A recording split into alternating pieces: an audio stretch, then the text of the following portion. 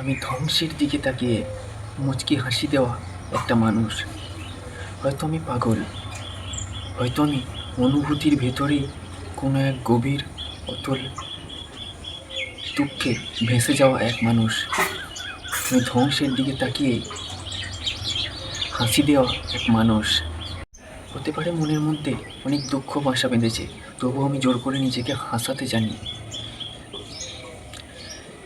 যেদিন ভেতরটা একবারে ভেঙে গিয়েছিল, সেদিনও আমি হেসেছিলাম, সবার সামনে আমি হেসেছিলাম।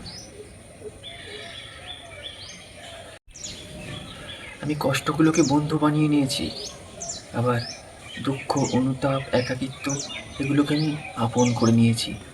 আমি ধ্বংসের দিকে তাকিয়ে মুচকি হাসা এক পাগল মানুষ।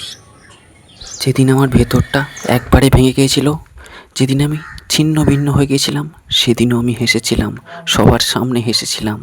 দুঃখকে জয় করতে শিখেছিলাম, কষ্টকে মেনে নিতে শিখেছিলাম, একাকিত্বকে আপন করতে শিখেছিলাম। আমি ধ্বংসের মুখ